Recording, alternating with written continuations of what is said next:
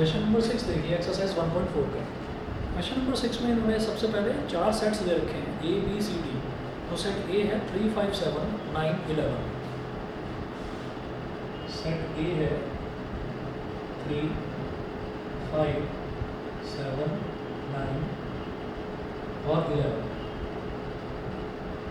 Set B है 7 9 11 13। 7 9 11 और 13। Set सी है 11 13 15। 11 13 और 15। और सेट डी है A B C D. Set D है 15 और 17। ठीक है, ये हमको 4 सेट्स दे रखे हैं ए बी सी डी। अब इसमें आप ये देखिए ये हमसे पूछ क्या रहे हैं। देखिए शुरुआत में इन्होंने ए इंटरसेक्शन बी पूछा है, B intersection C. First part second part में छोड़ रहा हूँ, थर्ड पार्ट देखूंगा इसका। थर्ड पार्ट जो पार्ट्स छोड़ रहा हूँ वो आपको करने होंगे होमवर्क में। इसके थर्ड पार्ट से करा रहा हूँ। क्वेश्चन नंबर 6 का फर्स्ट और सेकंड पार्ट मैंने छोड़ दिया है, ये आप करेंगे। थर्ड पार्ट में देखिए, थर्ड पार्ट में ये पूछा है A intersection C intersection D. A intersection C intersection D. A intersection C intersection D, ये हो गया। अब आप ये देखिए इसका मतलब क्या है कि आपको ए में, सी में और डी में, इन तीनों में आपको कॉमन एलिमेंट्स बता रहे हैं। इंटरसेक्शन का मतलब होता है कॉमन एलिमेंट्स। तो आप इसमें कॉमन एलिमेंट्स बताएंगे। कॉमन एलिमेंट्स जरा देखिए, आप चेक करते चलो कि 3 जो है वो सी में और डी में आता है नहीं आता, छोड़ दो। तीनों में आना ज़रूरी है क्योंकि तीनों का इंटरसेक्शन कर रहे हैं। तो मैं एक एक एलिमेंट, सबसे ज़्यादा वाले एलिमेंट्स वाला चेक करूँगा। सबसे ज़्यादा एलिमेंट्स किस में है, ए सी और डी में से सबसे ज़्यादा एलिमेंट्स ए में है। तो मैं ए का हर एक एलिमेंट चेक करता चला जाऊँगा। तो मैंने देखा कि 3 सी में भी नहीं है और डी में भी नहीं है, एक छोटा सा क्रॉस लगा दो। 5 सी में भी नहीं है, इसमें भी नहीं है, छोड़ दो। ठीक है, फिर 7 देखिए, 7 भी नहीं है। फिर 9 भी नहीं है। फिर 11 सी में तो है लेकिन डी में नहीं है। तो A intersection C intersection D is equal to क्या हो गया, 5। इसका मतलब क्या है कि ये जो तीनों सेट्स हैं, इन तीनों सेट्स में कोई भी, हम ये देखते हैं कि कॉमन एलिमेंट तीनों में कॉमन होना चाहिए, क्योंकि तभी तीनों का इंटरसेक्शन निकलेगा। तो तीनों में कॉमन कोई भी एलिमेंट नहीं है। मेरी बात समझ में आ गई? बताइए। ठीक है, चलिए मैं आगे चलता हूँ। अगर इतना क्लियर है, वत्सल क्लियर है? Yes sir. ठीक है, चलिए अगला देखते हैं। इसके बाद आप ये देखिएगा, इसी तरह से मैं इसका फोर्थ पार्ट और फिफ्थ पार्ट छोड़ रहा हूँ।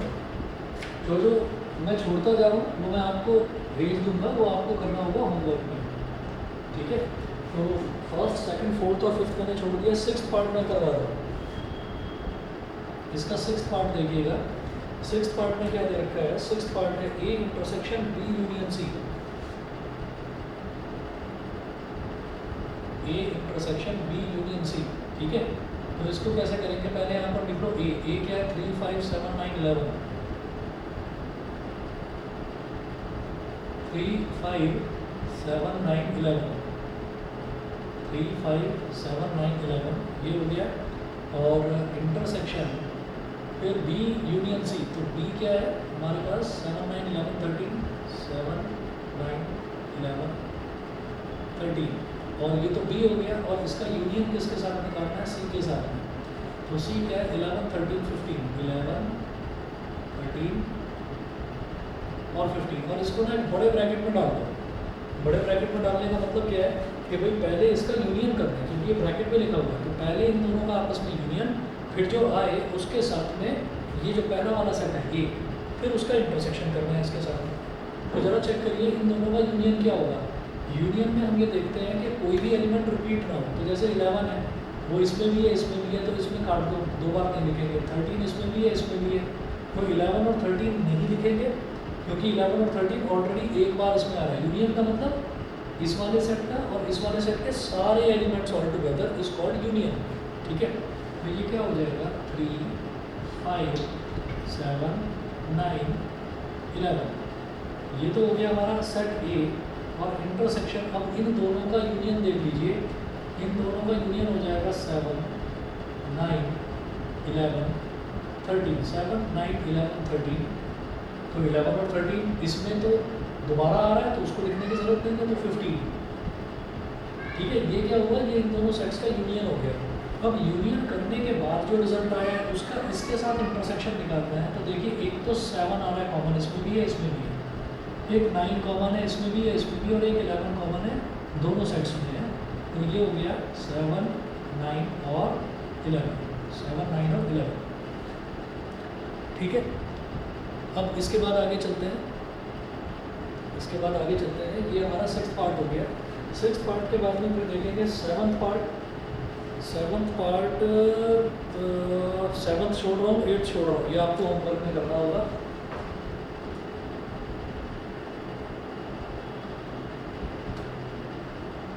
सेवंथ और 8th आप होमवर्क में करेंगे।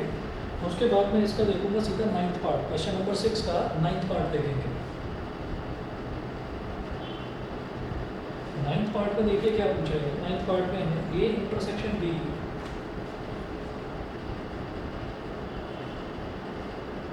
A intersection B, intersection B union C, A intersection B, intersection B union C, ये ऐसा है। अब A इंटरसेक्शन B का मतलब क्या है, A और B में कॉमन एलिमेंट्स देखो क्या क्या हो सकते हैं। A और B में कॉमन एलिमेंट्स क्या है, हम यहाँ पर लिखते चले जाएंगे। सबसे पहले देखो 3 इसमें है, नहीं है, छोड़ दो। 5 इसमें है, नहीं है, छोड़ दो। 7, हाँ, 9 यस, 11 यस। 7, 9 और 11 A और B में कॉमन है। यहाँ लिखिए 7, 9 और 11। फिर से इंटरसेक्शन का साइन लगाओ, और अब देखो B और C का यूनियन करना है। B और C में सारे एलिमेंट्स ऑल टुगेदर B और C का पूरा यूनियन निकालना है आपको। तो क्या हो जाएगा, B और C का यूनियन क्या होगा, जरा देखिएगा 7, 9, 11, 13। अच्छा, B यूनियन C तो हम पहले भी निकाल चुके हैं, तो 7, 9, 11, 13 और 15 ये हो जाएगा। 7, 9, 11, 13 और 15, 7, 9, 11, 13 और 15 ये हो गया B यूनियन C। अब क्या करना है, ये जो पूरा बड़ा सेट आया और ये वाला जो सेट आया, इन दोनों का इंटरसेक्शन निकाल रहा है। इंटरसेक्शन मतलब कॉमन एलिमेंट्स।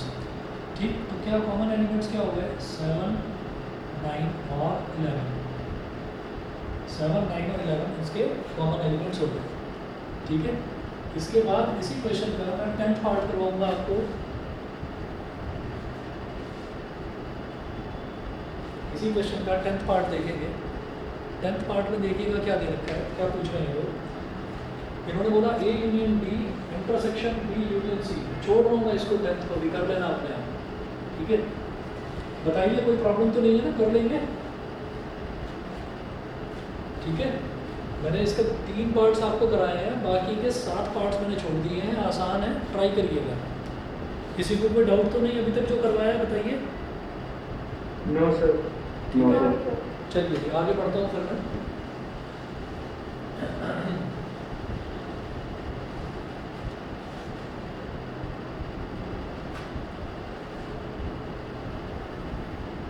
चलिए अगला देखते हैं।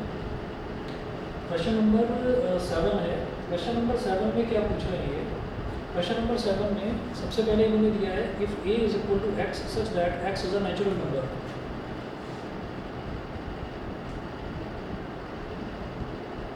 A is equal to x such that x is a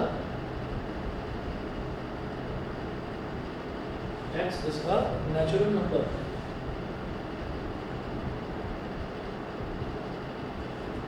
ठीक है, इसी तरह से इन्होंने दिया है B is equal to x such that x is an even natural number।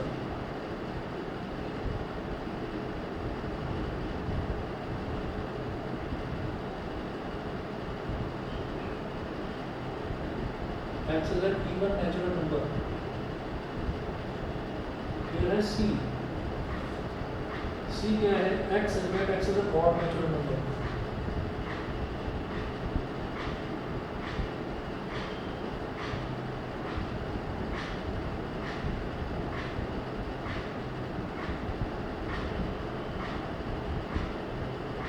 और सेट D क्या दे रखा है, x is that x is a prime number।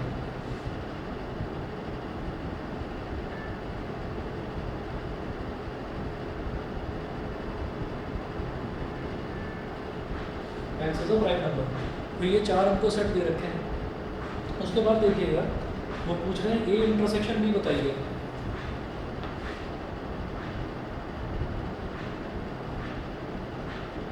तो ये जो होते हैं ना इस तरीके के जो सेट्स होते हैं, जैसे आप ये देखिए यहाँ पर ए बी सी डी ये जो चारों सेट्स हैं ये इन्होंने मेरे को रोस्टर फॉर्म में नहीं दे रखे, मतलब इसके अलग अलग एलिमेंट्स नहीं दे रखे हैं। इन्होंने क्या करा कि ये हमको दिया है सेट बिल्डर फॉर्म में, तो आप आंसर भी सेट बिल्डर फॉर्म में निकालिए। जैसे ये ए इंटरसेक्शन बी है तो ए और बी में कॉमन क्या आ सकता है, ए में क्या दिया x is a natural number, मतलब ए में क्या है ये सारे के सारे नेचुरल नंबर्स हैं। पहली चीज़ तो ये हो गई कि ए में क्या है सारे नेचुरल नंबर। दूसरा x is an even natural number, उसमें दे रखा है इवन नेचुरल नंबर। तो अगर इन दोनों का इंटरसेक्शन निकालेंगे तो क्या आएगा बता दीजिए। Sir x is even natural number. Even natural number बिल्कुल सही, क्योंकि क्या है कि ए जो है उसमें क्या है उसमें तो सारे नेचुरल नंबर आ गए और बी में क्या आएगा सिर्फ इवन नेचुरल नंबर्स आएंगे। तो आप इसको समझने के लिए चाहे तो साइड में लिख लीजिए कि ए क्या है 1 2 3 4 5 6 7 8 डॉट लाइक दिस, और बी क्या है 2 4 6 8 डॉट लाइक दिस। तो इसका मतलब क्या हो गया, अच्छा ऐसे सी का लिख लो, सी क्या हो जाएगा x is N odd natural number 1 3 5 7 like this.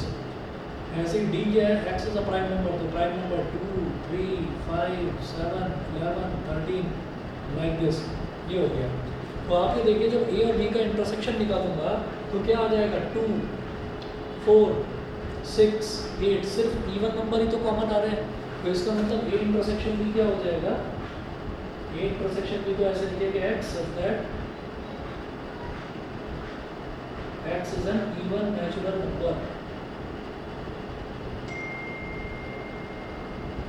X such that X is an even natural number. ये हो गया ए इंटरसेक्शन बी। उसके बाद देखिएगा सेकंड पार्ट, सेकंड पार्ट देखिए ए इंटरसेक्शन बी। उसके बाद सेकंड पार्ट देखिएगा ए इंटरसेक्शन सी। बता दो जरा क्या होगा ए और सी का intersection. Sir odd natural number, सारे ऑड नेचुरल नंबर बिल्कुल सही। X such that X is N odd natural number, x is N odd natural number.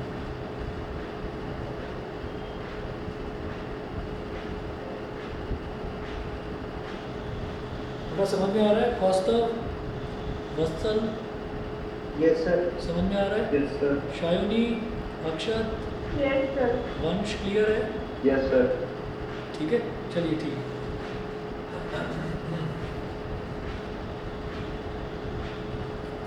अब जरा देख लीजिए इसमें अगला देखते हैं A intersection D. A intersection D क्या होगा, ए और डी में कॉमन क्या होगा, यहाँ पर वो बोल रहे हैं x is a natural number और यहाँ पर क्या x is a prime number, तो क्या होगा सारे के सारे प्राइम नंबर।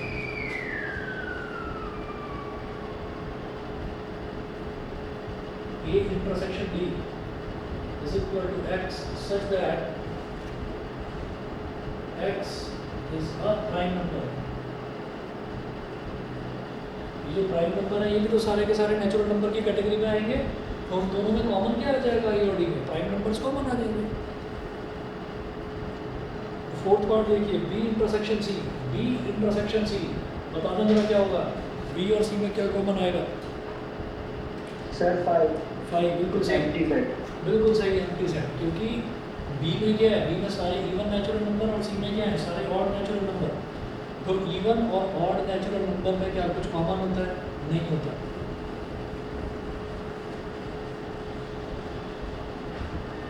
तो मैंने ये 3 पार्ट्स इसके कराए हैं, 3 पार्ट्स और हैं, वो 3 पार्ट में छोड़ रहा हूँ, आप लोग करेंगे ठीक है। कहीं पर भी अगर आपको ये लग रहा हो कि होमवर्क में कुछ भी आपको मुश्किल दे रहा हूँ तो प्लीज़ बताना। लेकिन अब जो परसों आपकी क्लास मैथ्स की होगी, कल फिजिक्स की क्लास होगी तो वो भी ऑफलाइन होगी, परसों मैथ्स की है वो ऑफलाइन होगी, तो उसमें मुझे आपका होमवर्क देखना है जो भी मैंने भेजा है। मैं क्वेश्चन नंबर 7 का 4th 5th और 6th पार्ट छोड़ रहा हूँ, ये आप लोग करेंगे 4th 5th और 6th पार्ट। उसके बाद आगे देखते हैं question number 8, which of the following pairs of sets are disjoint. Disjoint का मतलब क्या है कि which of the following pairs of sets are disjoint. तो हम डिसजॉइंट सेट किसको बोलते हैं, डिसजॉइंट सेट बेटा वो वाले सेट होते हैं जिनमें कुछ भी कॉमन नहीं होता, जो जुड़ते नहीं हैं, जिनमें कोई इंटरसेक्शन नहीं हो सकता, मतलब वो जॉइंट नहीं होंगे, वो जुड़ेंगे नहीं। तो इसलिए उनको डिसजॉइंट बोल देते हैं, मतलब जिनका इंटरसेक्शन फाई आ जाए, जिनका इंटरसेक्शन एम्प्टी सेट आ जाए, उनको हम डिसजॉइंट सेट बोलते हैं। For example B X such that X is an even natural number, तो इसमें क्या आएगा, सेट बी में क्या आएगा, सारे इवन नेचुरल नंबर, सेट सी में क्या आएगा, सारे ऑड नेचुरल नंबर। तो इवन और ऑड नेचुरल नंबर्स में क्या कुछ कॉमन है, नहीं है। तो ये जो बी सेट है और सी सेट है, ये दोनों के दोनों क्या रहेंगे, डिसजॉइंट सेट्स। तो इसी तरीके से हम क्वेश्चन नंबर 8 देखते हैं। क्वेश्चन नंबर 8 में आप ये देखिएगा, मैं इसका सेकंड पार्ट देख रहा हूँ, फर्स्ट और थर्ड में छोड़ रहा हूँ, अपने आप करना। क्वेश्चन नंबर 8 का सेकंड पार्ट में मैं ला रहा हूँ मिस। तो सेकंड पार्ट में क्या दे रखा है, A E I O U, A E I O U and C D E F, C D E F, A E I O U and C D E F. ठीक, अब इसका मतलब क्या है कि आपको ये बताना है कि ये सेट्स डिसजॉइंट है। तो हम ये कहेंगे कि ए ई आई ओ यू, एक तो ये सेट दे रखा है और एक दे रखा है सी डी ई एफ। तो इंटरसेक्शन करके यहाँ पर देखें सी डी ई एफ। आप ये बताएं इन दोनों में कुछ कॉमन आ रहा है? मैं कहूँगा यस, एक एलिमेंट कॉमन है ई कॉमन है। इसका मतलब ये आ गया E which is not equal to 5। ये एम्प्टी सेट तो नहीं है ना, ये एक इन दोनों का इंटरसेक्शन में कुछ आ रहा है, एक एलिमेंट ही आ रहा है कॉमन, कोई बात नहीं, लेकिन आ तो रहा है ना। तो ये एम्प्टी सेट के इक्वल नहीं है, तो it is not equal to 5। Therefore these two sets, मतलब ये वाला सेट और ये वाला set, these two sets are not disjoint, ये disjoint sets नहीं है। क्वेश्चन में वो क्या पूछ रहे हैं कि इन्होंने 3 पेयर दे रखे हैं। क्वेश्चन नंबर 8 में इन्होंने बोला कि which of the following pair of sets are disjoint. तो आपको ये बताना था कि इनमें डिसजॉइंट कौन सा है। तो डिसजॉइंट सेट वो होते हैं जिनका इंटरसेक्शन कुछ भी नहीं होता, मतलब जिनमें कुछ भी कॉमन नहीं होता, they are called disjoint sets. मैंने इसका सेकंड पार्ट कराया, इसका फर्स्ट और थर्ड पार्ट छोड़ रहा हूँ, वो भी आपको होमवर्क में करना होगा। मैं सारा कुछ साइड में नोट करता जा रहा हूँ, उसकी फ़ोटो भेजूँगा, ठीक है। NCERT अगर आप PDF निकालें उसकी या फिर मार्केट से परचेज़ कर लें। किसी सीनियर से लेंगे तो सीनियर नालायक होगा कोई तो दे देगा, नहीं तो जनरली 11th-12th की बुक्स जो है कोई भी बच्चा देता नहीं है, ठीक है। तो NCERT या तो PDF से करें आप, उसका PDF देख लें, और या फिर आप मार्केट से परचेज़ कर लें उसको। क्वेश्चंस कौन कौन से करने हैं ये मैं आपको बोर्ड पर मैंने साइड में नोट करता जा रहा हूँ, मैं आपको भेज दूँगा होमवर्क। क्वेश्चन नंबर 8 का फर्स्ट और थर्ड पार्ट छोड़ दिया है, सेकंड पार्ट मैंने कराया। अगला देखिएगा, क्वेश्चन नंबर 9 देखते हैं। क्वेश्चन नंबर 9 में 4 सेट्स दे रखे हैं A B C D।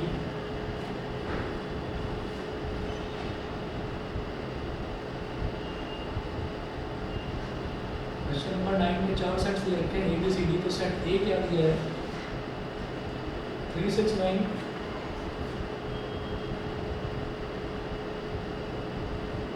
3 6 9, 12 15 18,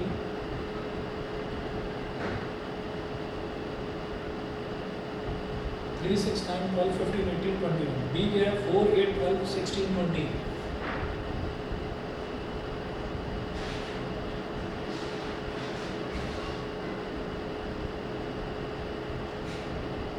set सी क्या दे रखा है, 2 4 6 8 10 12 14 16।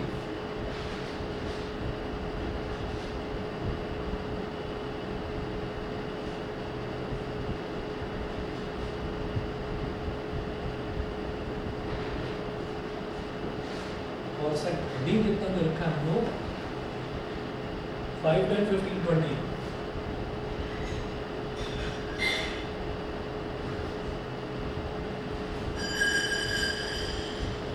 5 10 15 20। तो ये 4 सेट हमें दिए हैं। अब ये क्या पूछ रहे हैं आपसे, ये आपसे पूछ रहे हैं, ये सब्ट्रैक्शन वाला क्वेश्चन है पूरा का पूरा। तो इसके 12 पार्ट्स दे रखे हैं, इसके 12 पार्ट्स दे रखे हैं। मैं 4 कराऊंगा, बाकी सारे आपको होमवर्क में करने हैं। देखिए मैं सेकंड पार्ट करा रहा हूँ पहले, तो इसका A minus C, second part करा रहा हूँ A माइनस सी। तो A क्या है, पहले A लिखिए, 3, 6, 9, 12, 15, 18, 21.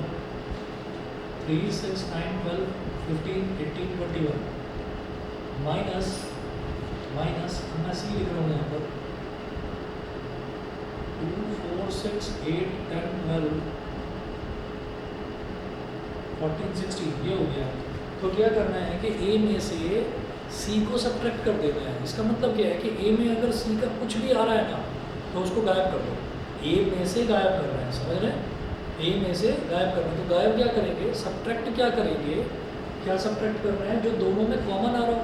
तो आप ये देखिए इसमें कॉमन क्या आ रहा है, एक तो ये आ रहा है कॉमन 6। तो ए में से गायब करना है ना, ए में से कुछ भी अगर सी वाला एलिमेंट आ रहा हो ए में तो उसको हटा देना है, सब्ट्रैक्ट कर देना है।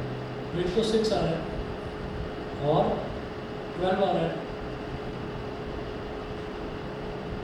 2 नहीं है, 4 नहीं है, 6 हो गया, 8 नहीं है, 10 नहीं है, 12 हो गया, 14, 16 नहीं, और तो कोई एलिमेंट नहीं आ रहा। तो इसका मतलब क्या हो गया, 3 में से आपने सी वाले एलिमेंट्स जो भी इसमें आ रहे थे वो सब्ट्रैक्ट कर दिए। तो क्या हो गया, 3, 9, 15, 18, 21। ये सभी को क्लियर है कि नहीं बताइए? Yes, sir. चलिए ठीक है। ये क्वेश्चन नंबर 9 का सेकंड पार्ट था। ठीक है, फर्स्ट मैंने छोड़ा। अभी इसी तरीके से जैसे ये मैंने सेकंड पार्ट करा है ना, अब मैं इसका थर्ड और फोर्थ पार्ट छोड़ रहा हूँ, मैं इसका फिफ्थ पार्ट कराऊंगा। मैं इसका फिफ्थ पार्ट कराऊंगा।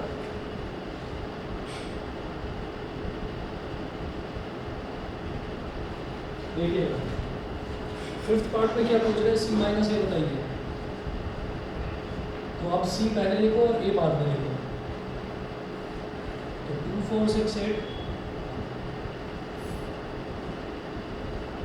10, 12, 14, 16, 2, 4, 6, 8, 10, 12, 14, 16, 2, 4, 6, 8, 10, 12, 14, 16 माइनस ए क्या है, 3, 6, 9, 12, 3, 6, 9, 12, 15, 18, 21, 15, 18, 21, 3, 6, 9, 12, 15, 18, 21 ये दे रखा है। अब जरा देखिएगा, देखिए जी सी में से ए को सब्ट्रैक्ट करना है। तो जब सी में से ए को सब्ट्रैक्ट करेंगे तो क्या हो जाएगा, कॉमन वाला एलिमेंट देख लो बस। अब सी में से कॉमन वाले एलिमेंट सब्ट्रैक्ट करें तो कॉमन वाला एलिमेंट क्या था, एक तो 6 और एक 12, और तो कुछ भी कॉमन नहीं आ रहा है। तो सी में से कॉमन वाले एलिमेंट सब्ट्रैक्ट कर देते हैं।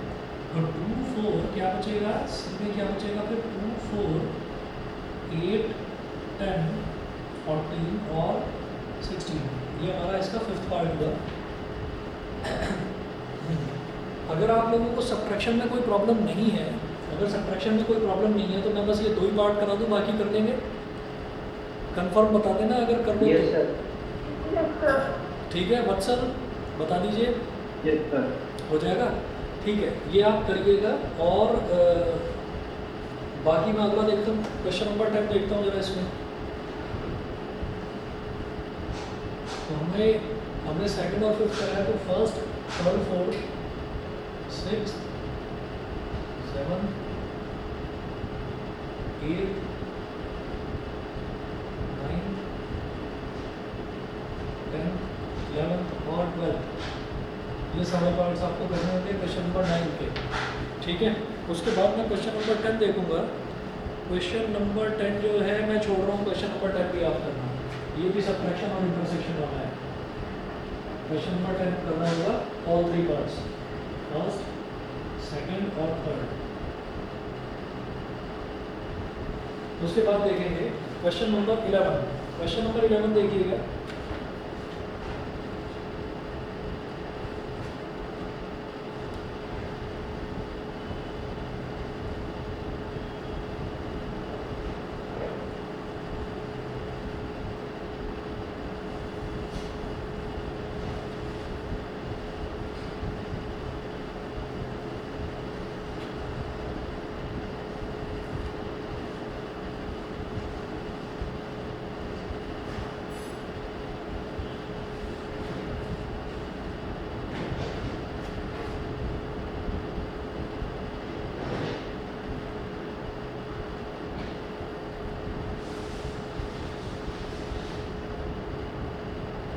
Question number 11।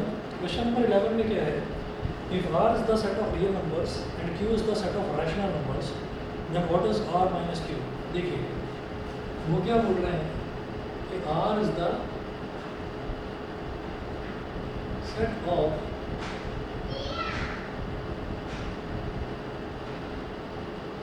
r is the set of real numbers, ठीक है। उसके बाद इन्होंने बोला q is the set of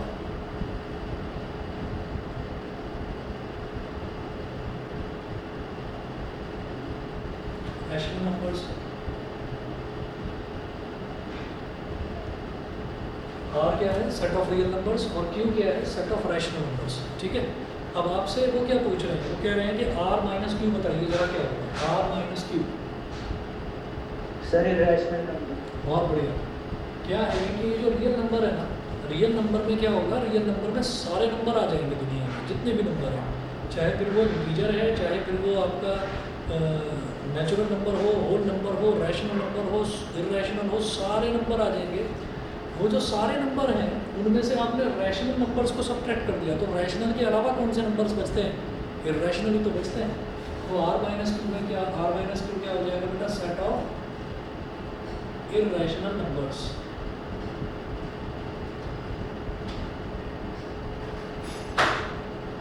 set of irrational numbers, ठीक है।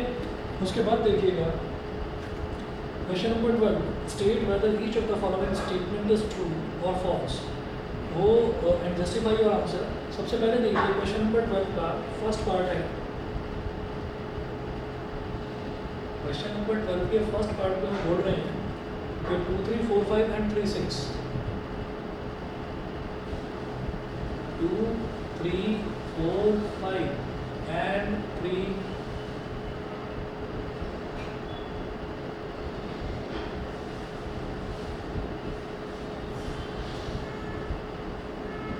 6 are disjoint sets। 2, 3, 4, 5 and 3, 6 are disjoint sets। तो पहली चीज़ तो क्या है कि वो पूछ रहे हैं कि 2, 3, 4, 5 और 3, 6 जो है ये disjoint set है। वो कह रहे हैं कि ये disjoint set है, आप बता दीजिए ट्रू है या फॉल्स है। disjoint का मतलब क्या होता है कि इन दोनों में कुछ भी कॉमन नहीं है। बिल्कुल सही। वो कह रहे हैं कि इन दोनों में कुछ भी कॉमन नहीं है, जबकि इन दोनों में 3 और 3 आपको दिखाई दे रहा है कि ये कॉमन है, तो हम ये कहेंगे ये फॉल्स है। सेकंड देखिए, सेकंड स्टेटमेंट क्या दिया है इन्होंने, A, E, I, O, U and A, B, C, D are disjoint sets। तो इसमें भी मुझे दिखाई दे रहा है कि A कॉमन है। मैं लिख नहीं रहा हूँ इसको, आप अगर बुक में देख पा रहे हो, ये दिया है A, E, I, O, U and A, B, C, D are disjoint sets। ये दे रखा है, तो बेटा डिसजॉइंट तो नहीं है ना, क्योंकि इधर भी ए है और इधर भी ए है, तो दोनों में ए तो एक एलिमेंट तो कॉमन आ रहा है ना, तो फिर ये क्या होगा, ये भी आपका फॉल्स हो गया, ये भी फॉल्स। थर्ड पार्ट देखिए इसका, थर्ड पार्ट देखिए, थर्ड पार्ट में क्या है, 2, 6, 10, 14, 3, 7, 11, 15।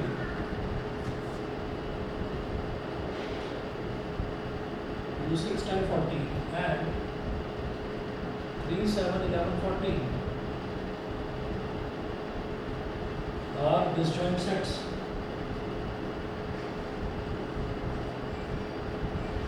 आप बताइए ये क्या डिसजॉइंट सेट्स हैं? तो इनको देखकर समझ में आ रहा है कि हाँ भाई कुछ भी कॉमन नहीं है, तो यस डिसजॉइंट सेट्स हैं, ये ट्रू है। सर 14 तो कॉमन है। सर 14 है। अच्छा अच्छा, हाँ 14 कॉमन, फॉल्स है, फॉल्स है, सही कह रहे हैं, फॉल्स है। फोर्थ पार्ट देखिएगा, 2, 6, 10 और 3, 7, 11, ये ट्रू या फॉल्स?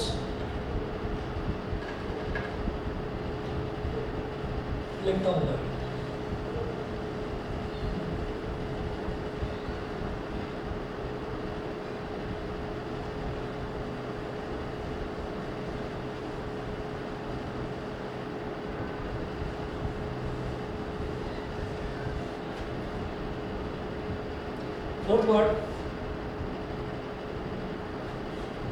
फोर्थ पार्ट में 2, 6, 10 और 3, 7, 11,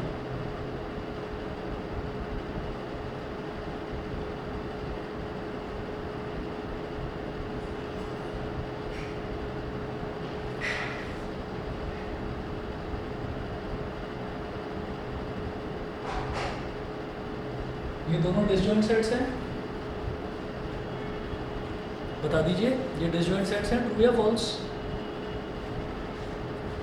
अरे बोलो भाई। ट्रू है। चलिए ये वाला तो ट्रू हो गया। अब आगे चलते हैं। Complement of a set. Complement of a set हमने देखा था कि जब भी कभी किसी सेट का कॉम्प्लीमेंट हमसे पूछा जाता है तो कॉम्प्लीमेंट का मतलब ये है कि यूनिवर्सल सेट में से उस सेट को आप गायब कर दीजिए बस। मतलब जिस सेट का कॉम्प्लीमेंट पूछा जाए उसके एलिमेंट्स हटाकर बाकी सब कुछ वो कॉम्प्लीमेंट होता है। तो इसका आप देखिए पेज नंबर 19 पर एग्जांपल नंबर 20 है। सर कौन सा एग्जांपल? एग्जांपल 20 पेज नंबर 19 पर एग्जांपल नंबर 20 दे रखा है। वो कह रहे हैं let u is equal to 1 2 3 4 5 6 7 8 9 10।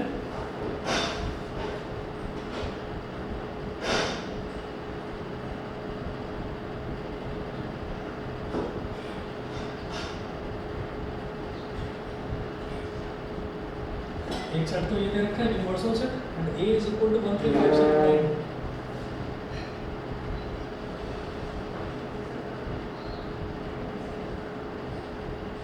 अब वो बोल रहे हैं कि आप a डैश यानी कि a कॉम्प्लीमेंट निकालिए। a कॉम्प्लीमेंट का मतलब क्या है कि यूनिवर्सल सेट में से आप 1 3 5 7 9 1 3 5 7 9 बस ये हटा दीजिए।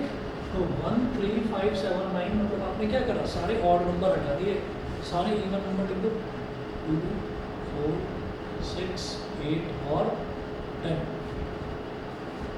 कॉम्प्लीमेंट होता है। Example number 21।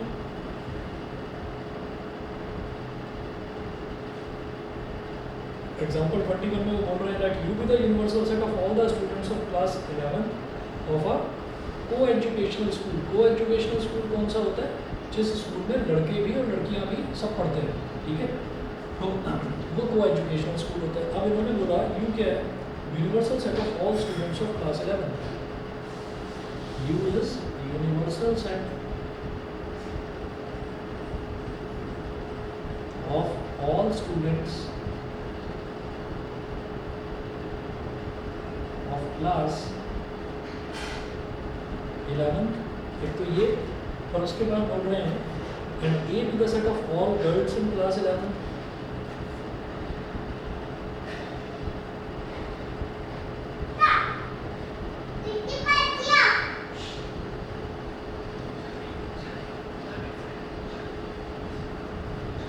ये क्या हो गया set of all girls in class 11। तो A डैश क्या होगा बताइए? Set of all boys. बिल्कुल सही। गर्ल्स के अलावा क्या बचा क्लास में? बॉयज तो बचे, तो set of all boys in class 11, ठीक है। ये आपका कॉम्प्लीमेंट होता है। एग्जाम्पल नंबर 22 देखिए।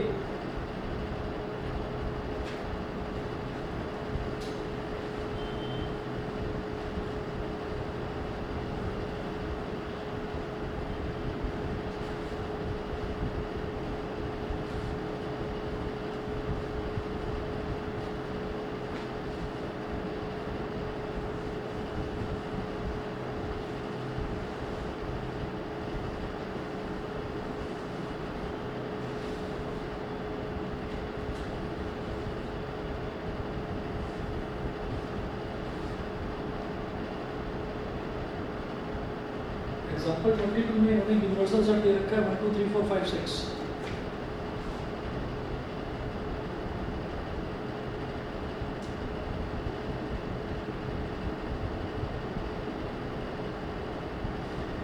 यूनिवर्सल सेट है 1 2 3 4 5 6। A is equal to 2 3।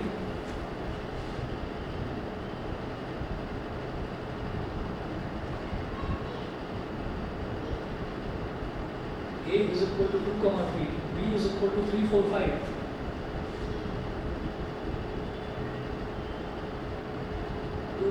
B is equal to 3 4 5। अब इन्होंने कहा है सबसे पहले तो ये बताइए कि आप A डैश निकालिए।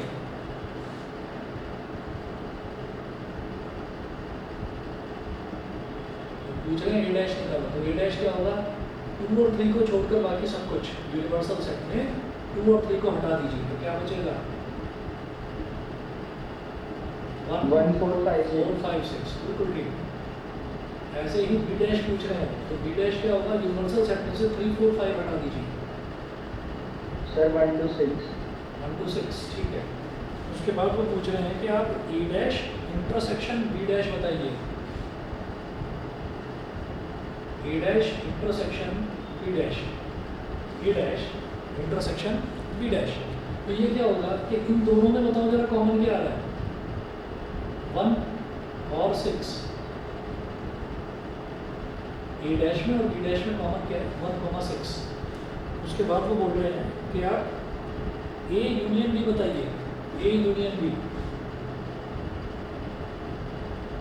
ए यूनियन बी मतलब ए और बी को कंबाइन कर दो, पूरे को जोड़ दो, तो क्या हो जाएगा 2। दोनों में एक ही बार आ रहा है 2, ठीक है। 3 ये इसमें भी आ रहा है इसमें भी आ रहा है, लेकिन लिखेंगे एक बार 2,3, फिर 4 और 5। तो ये क्या हो गया, ये दोनों का यूनियन हो गया। तो ये 4 चीज़ें तो हमसे पूछी गई थी। उसके बाद वो बोल रहे हैं and hence show that A union B का whole dash is equal to A dash intersection B dash. अभी मेरे को प्रूव करना है, टू प्रूव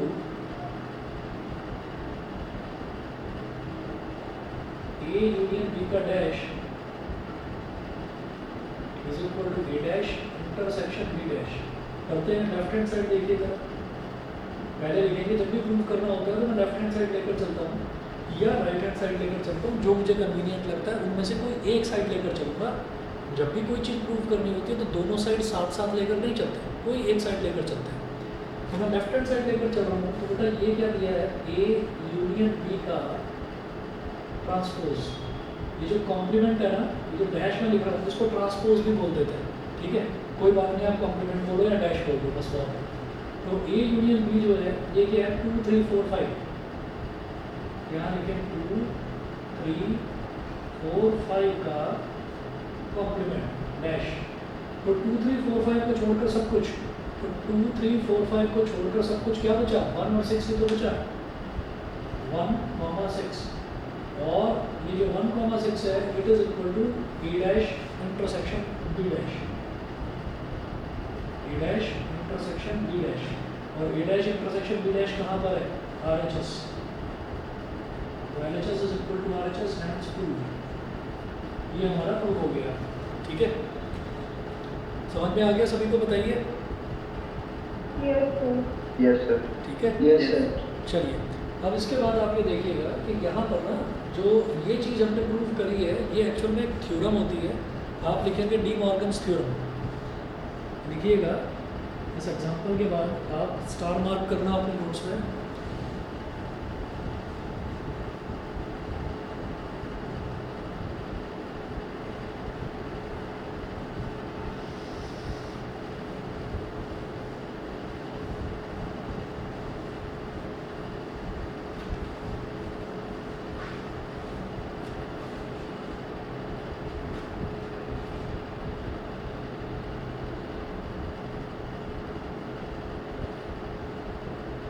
करके लिखेंगे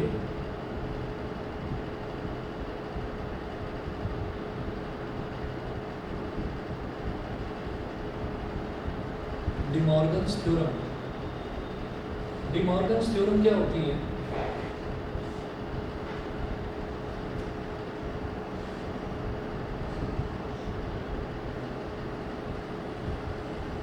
ए यूनियन बी का complement, A complement intersection B complement. इसका उल्टा भी ट्रू है कि ए इंटरसेक्शन बी का complement is equal to A complement union B complement.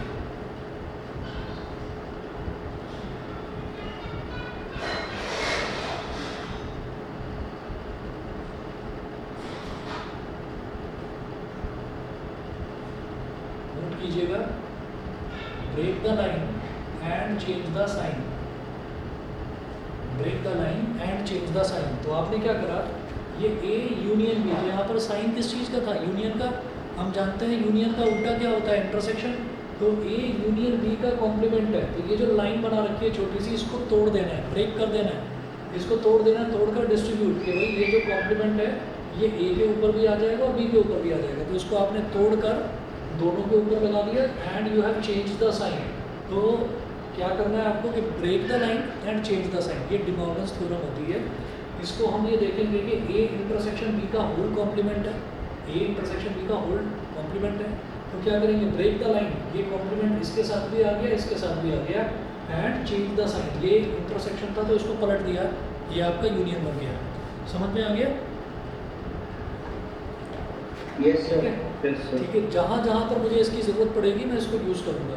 ठीक है, तो ये चीज़ आपको बार बार जो है, जैसे यहाँ पर इन्होंने कहा था कि हैंस प्रूव दैट, तो आपको ये प्रूव करके दिखाना पड़ा। तो आपको कहीं पर भी ये प्रूव करके दिखाने की ज़रूरत नहीं है। जैसे अगर मान लीजिए ए यूनियन बी का कॉम्प्लीमेंट मुझे दे रखा है और वो पूछते हैं कि आप A complement intersection B complement बताएं, तो आपको सीधा सीधा कह देना है by De Morgan's theorem these both values are equal, these both sets are equal। तो आप इस तरह से वहाँ पर मेंशन कर देंगे। ठीक है, एग्जाम्पल 22 के बाद में देखेंगे।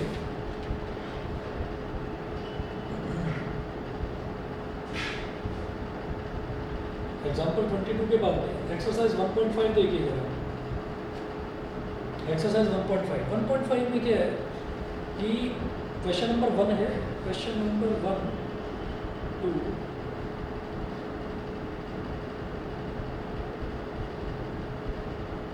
क्वेश्चन नंबर 1 2 3 4 छोड़ रहा हूँ, क्वेश्चन नंबर 5 पर आऊँगा सीधा। क्वेश्चन नंबर 1 2 3 4 बेहद आसान क्वेश्चन हैं। उनमें क्या है कि ना हर क्वेश्चन में, जिनके पास बुक नहीं है उनको मैं बता रहा हूँ, जिनके पास है वो तो देख ही पा रहे होंगे कि इसमें कुछ मुश्किल नहीं है। इसमें इनको क्या करना है कि जितने भी सेट हैं आप ये देखिए, हर क्वेश्चन में यूनिवर्सल सेट दे रखा है और कुछ सेट्स दे रखे हैं, वो आपसे पूछ रहे हैं कि उनका कॉम्प्लीमेंट निकालिए। ठीक है, कहीं पर ये है कि ए यूनियन बी उसका कॉम्प्लीमेंट निकालो, कहीं पर है ए इंटरसेक्शन बी उसका कॉम्प्लीमेंट निकालो। तो 1 2 3 4 कोई ज़्यादा मुश्किल क्वेश्चन नहीं है, आप कर सकते हैं अपने आप। मैं छोड़ रहा हूँ उसको। एक्सरसाइज 1.5 का 1 से 4 तक ये भी आपको करना है। और ये कोई बहुत ज़्यादा जो मैं आज होमवर्क दे रहा हूँ, ये आपको हो सकता है सुनने में देखने में ज़्यादा लगे, लेकिन जब आप करने बैठेंगे आधे घंटे में निकल जाएगा। इसके क्वेश्चन जो है ज़्यादा टाइम कंज्यूमिंग नहीं होते सकते। एक्सरसाइज 1.5 का क्वेश्चन नंबर 1 से लेकर 4 तक भी करना है। एक्सरसाइज 1.4 के क्वेश्चन जो करने हैं वो मैं आपको भेज ही दूँगा। देखिएगा, अब इसमें 1.5 का क्वेश्चन नंबर 5 करेंगे सीधा।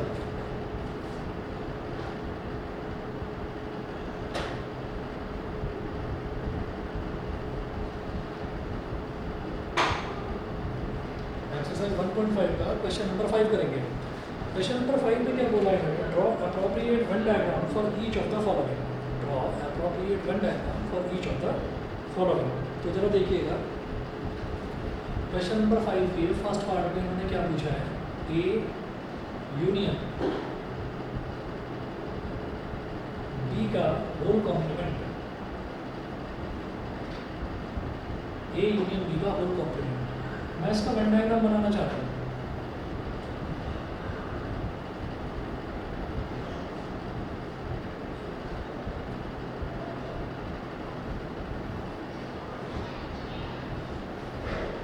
ये तो सेट हो गया ए, ये सेट हो गया बी।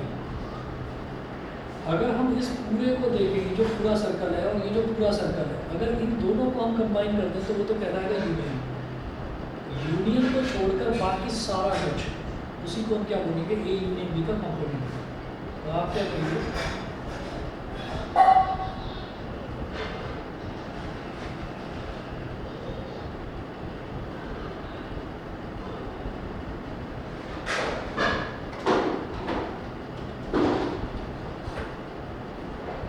आप ये पूरा डिफरेंशिएट कीजिएगा।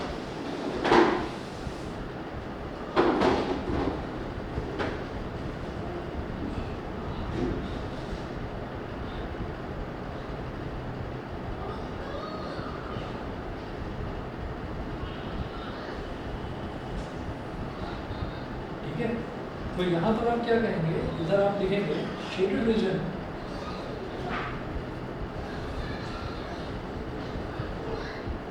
शेडेड रीजन रिप्रेजेंट्स,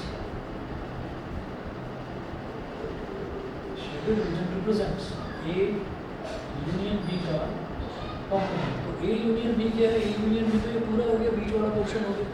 उसका कॉम्प्लीमेंट निकालना है, यानी कि उसको छोड़कर बाकी सारा का सारा जो रेक्टेंगल है वो आपको शेड कर देना है। समझ में आ गया सभी को? बताइए। Yes, sir. Yes. चलिए उसके बाद देखते हैं जरा इसका सेकंड पार्ट। सेकंड पार्ट में वो बोल रहे हैं A dash intersection B dash, तो पूछ रहे हैं सेकंड पार्ट में A dash intersection B dash same बनेगा या नहीं, बताओ। क्योंकि ए यूनियन बी का whole dash A dash intersection B dash के तो इक्वल होता है। Break the line and change the sign, De Morgan's law के हिसाब से। तो हम ये कहेंगे as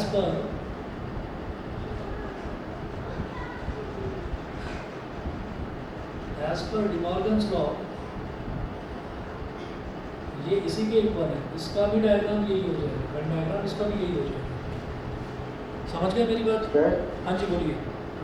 sir A complement intersection B complement में सर वैसे मतलब क्या होता है?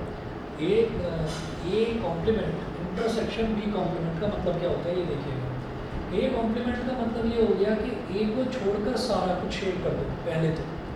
पहले आपको क्या करना है कि ये जो ए वाला सर्कल है इसको छोड़कर सारा शेड कर दो, ए के अलावा सब कुछ, ठीक है। और ओके सर। ऐसे ही जो बी है, बी को छोड़कर सारा शेड कर दो। अब ये बताओ उसमें कॉमन क्या आ रहा है? तो हम ये कहेंगे कि ए को छोड़कर सारा शेड कर दिया, बी को छोड़कर सारा शेड कर दिया, तो ये सारा का सारा ही कॉमन आ रहा है। मतलब ओके सर। हाँ, मतलब एक तरह से ऐसे हो गया कि जैसे ये ए कॉम्प्लीमेंट है, मैंने क्या करा कि 2 और 3 को गायब कर दिया, तो क्या बचा 1 4 5 6 1 4 5 6। फिर बी कॉम्प्लीमेंट है तो उसका मतलब क्या है 3 4 5, मतलब मैंने यूनिवर्सल सेट में से 3 4 5 को गायब कर दिया, तो क्या बचा 1 2 6। ये बी कॉम्प्लीमेंट हो गया। अब बताइए इन दोनों में कॉमन क्या है? 6 और 1, ये कॉमन है। तो ए कॉम्प्लीमेंट भी अपने आप में एक सेट है, बी कॉम्प्लीमेंट भी अपने आप में एक सेट है। उन दोनों सेट में ये देखना होगा कि कॉमन क्या है। समझ गए? Yes sir. ठीक है, चलिए जी। उसके बाद मैं देखता हूँ इसका थर्ड पार्ट। थर्ड पार्ट में वो बोल रहे हैं बेटा ए इंटरसेक्शन बी का कॉम्प्लीमेंट।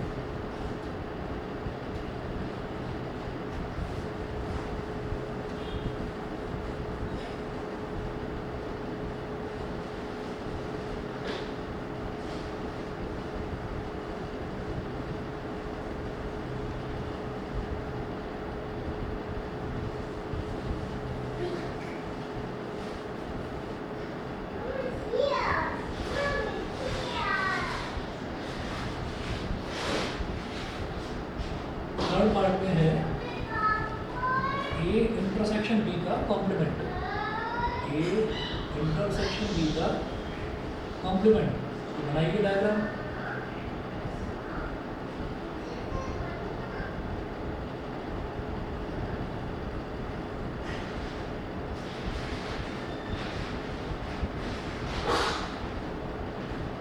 ये ए हो गया और ये बी हो गया। तो सबसे पहले क्या करना है कि ए इंटरसेक्शन बी देखना है, और ए इंटरसेक्शन बी के अलावा वाला जितना भी है वो सारा शेड कर दो। तो आप ए इंटरसेक्शन बी क्या होगा बेटा, ए और बी का कॉमन एरिया ये जो बीच में बन रहा है कॉन्वेक्स लेंस के जैसा, ये जो बन रहा है ये कॉमन एरिया हो गया। तो इसको छोड़कर सब कुछ शेड कर दो।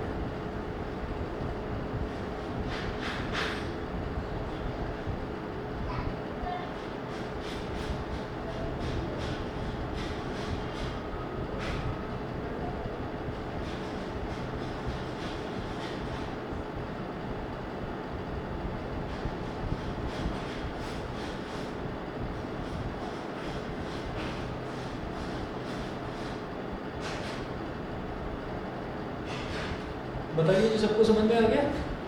सिर्फ बीच वाला जो पोर्शन है, यानी कि जो दोनों का कॉमन पोर्शन है, उसको छोड़कर सारा कुछ शेड कर देना, तो वो आपका कॉम्प्लीमेंट हो जाएगा ए इंटरसेक्शन बी का। फोर्थ पार्ट में क्या पूछ रहे हैं वो?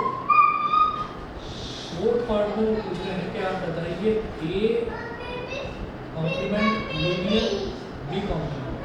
तो A complement union B complement ये तो इसी के इक्वल हो गया। भाई ब्रेक द लाइन, आपने लाइन ब्रेक कर दी, मतलब डैश इसके साथ भी लगा दिया, डैश इसके साथ भी लगा दिया, और जो इंटरसेक्शन है इसको यूनियन में कन्वर्ट कर दिया, तो इसका भी यही बन जाएगा वेन डायग्राम। ठीक है, तो इतना करिए। क्वेश्चन नंबर 6 और 7 है, ये भी आप ट्राई करिएगा। इसके बाद जो है परसों जो आपकी क्लास लूँगा उसमें फिर हम ये कार्डिनल नंबर से रिलेटेड जो प्रैक्टिकल प्रॉब्लम्स हैं बड़ी इंपॉर्टेंट है, तो प्रैक्टिकल प्रॉब्लम्स मैं अगली क्लास में करवाता हूँ। आज के लिए जो होमवर्क है वो मैं अभी ग्रुप पर भेज रहा हूँ आप लोगों को, ठीक है? ठीक है जी, तो आज इतना ही करेंगे हम लोग। किसी बच्चे को कोई प्रॉब्लम तो नहीं है? देख लीजिए अभी जितने भी आप बच्चे हैं सभी जो है अक्षत के अलावा बाकी सभी बच्चे जो हैं मेरे लिए टोटली नए हैं।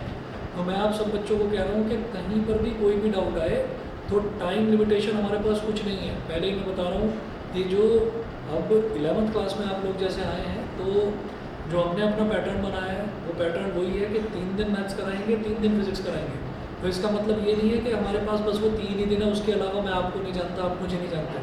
कहीं पर कोई भी प्रॉब्लम हो तो मेरे को बता देना, एक्स्ट्रा क्लास की ज़रूरत हो एक्स्ट्रा क्लास ले लेंगे, ठीक है? कुछ भी आपके NCERT से R.D. शर्मा के अलावा भी कोई और बुक अगर आप रेफ़र कर रहे हैं उसका भी कोई डाउट आए बेझिझक पूछिए, क्लास में पूछिए, क्लास के बाद पूछिए, जैसा ठीक लगे। लेकिन किसी भी तरीके का कोई हेजिटेशन मत रखना। 11th क्लास मैं बताकर चल रहा हूँ कि जैसे शुरुआत होती है 11th क्लास की, तो आप अभी सेट थ्योरी कर रहे हैं तो सेट्स वाला चैप्टर थोड़ा सा लग सकता है कि आसान भी है, थोड़ा सा बोरियत वाला भी लग सकता है। लेकिन जैसे जैसे अब हम सेट कंप्लीट हो जाएगा, सेट के बाद हम रिलेशंस फंक्शंस पे पहुंचेंगे, ट्रिग्नोमेट्री पर पहुंचेंगे, फिर परमुटेशंस कॉम्बिनेशन, तब आपको धीरे धीरे अंदाज़ा हो जाएगा कि बहुत टाइम इन्वेस्ट करना पड़ता है मैथ्स में, फिजिक्स में, केमिस्ट्री में, अकाउंट्स में, बिजनेस स्टडीज़ में, कोई भी सब्जेक्ट्स हो आपके, बहुत मेहनत करनी पड़ेगी।